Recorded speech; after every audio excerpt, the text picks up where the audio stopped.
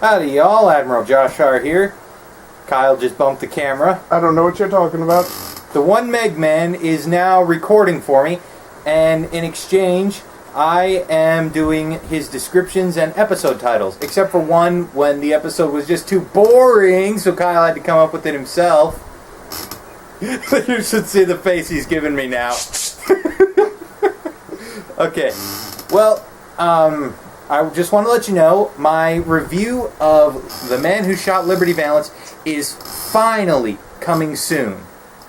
So I've written a summary of it, I watched the movie, I have several good lines, it's just trimming it down to a 15-minute video that's the trouble now. So, and Kyle keeps getting on my butt to do something, so I'm doing this review. This weekend, I saw 3 movies, of which I'm going to be talking about 2. I saw at the drive-in Monster University and The Lone Ranger. I'm going to be talking about The Lone Ranger. And the next day, I went and saw a very awesome movie. I will name it once I get to it. Okay, so, let me start with The Lone Ranger.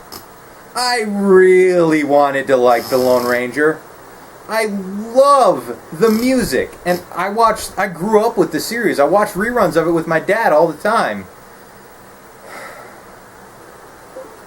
One word. Kimosabi. Yeah. It doesn't mean wrong brother. You jerks.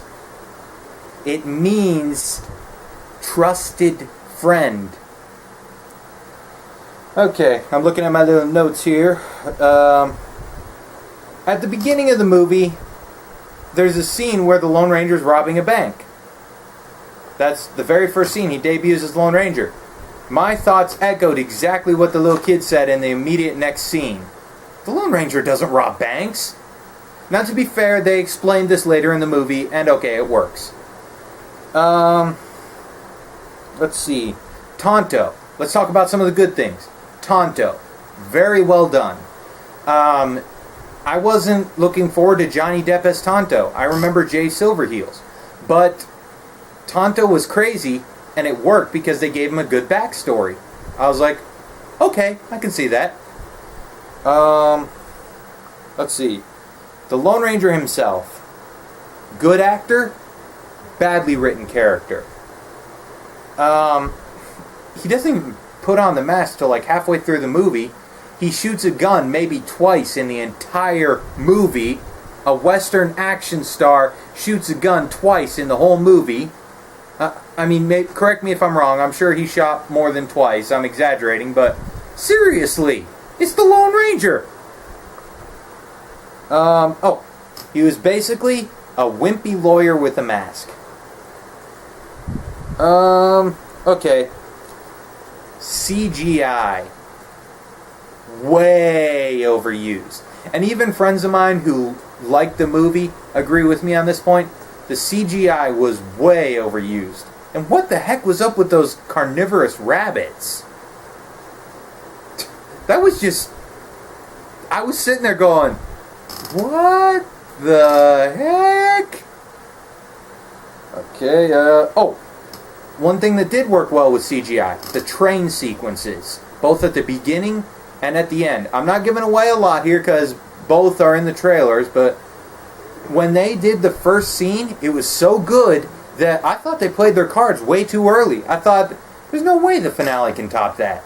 And then it did. Of course, it really helped that they had a great soundtrack. Hans Zimmer made this movie for me. His soundtrack, the Lone Ranger finale soundtrack, William Tell Overture, it's updated. It's added a lot of drums and electric guitar and different things like that. It worked. It brought the movie together. Without Hans Zimmer's soundtrack, I would give this movie maybe 1 out of 5 stars. With the soundtrack, it brings it up to 3 stars. It was that good, especially with the finale sequence. So, even if you don't go see the movie, I highly recommend getting the soundtrack, or at least that one track. That's what I did. I went on Amazon.com and I bought the finale soundtrack, because 10 minutes of awesomeness. Okay, so that pretty much wraps it up for The Lone Ranger. Oh, one more thing. They raped a line in my eyes. Hi-yo, silver away. Kyle, you want to give Tonto's reply to that statement? Never do that again. I kill you. On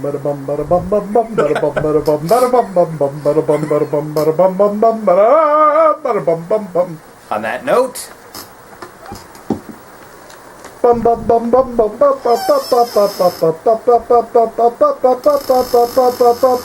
stop it with the Lone Ranger. This is Pacific Rim. You don't remember the soundtrack, do you? Okay, this robot is named Gypsy Danger. Pacific Rim. Such a great movie, especially in IMAX. Robots fighting monsters and a plausible scenario. I mean, it worked on so many levels. The action sequences, the special effects, the music, it blew me away. I mean, to those of you who know me at all, or maybe even have been watching my reviews for a while, I am a huge Star Trek fan. I loved Star Trek Into Darkness. No way. Yeah, thanks, Kyle. Your sarcasm is appreciated.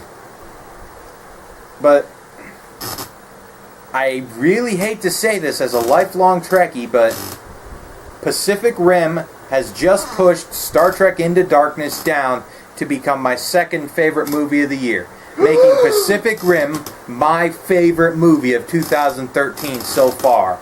Yes. Yeah, for me that's a big thing. But I loved it. I'm sure the movie had flaws. I can't even remember what they were. I mean, I'm sure if I saw the movie like 20 more times as I'd like to, I would notice them. But nostalgia critics said it best. When you're nitpicking or reviewing movies, every movie makes mistakes. The goal of a movie is to distract you from those mistakes, and bad movies fail to do that. Pacific Rim did not fail. Nor did Star Trek, nor did Man of Steel. But Pacific Rim did the best, because I saw it in IMAX. I cannot remember a single bad thing about that movie. I can think of things I'd have liked to have seen. Like, I'd have liked to have seen more of the other robots, especially the Crimson Typhoon. That thing was awesome. Man, if I could play the Nostalgia Critics Bleepa Bleepin' T-Rex theme right now, I would. But Crimson Typhoon, when it shows up at 4 arms with spinning stars, oh my goodness, that was like the best robot ever. But it gets destroyed in like 5 minutes. So I was like, I want to see more. But it was a really good movie, well acted. I knew like 2 actors in the whole movie. I knew Ron Perlman and Idris Elba. Everyone else, I was like, who is this person? But you know what? I don't care. It was too good to care. But I highly recommend seeing Pacific Rim. I give it 5 stars out of 5. So, and for me, that's a big thing. I give Man of Steel 4 stars out of 5, and I loved it.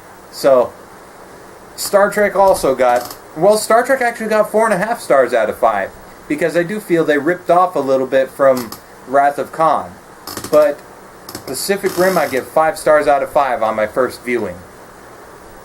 So, if you haven't seen it yet, I urge you to go see it, especially if you can see it in IMAX. I'm Admiraljoshhar, and I hope you've appreciated this review. Adios! Kyle's playing Pacific Rim in the background. I'm going to edit this video, actually. Add Pacific... What? Kyle won't let me edit the Pacific Rim theme into it. You jerk.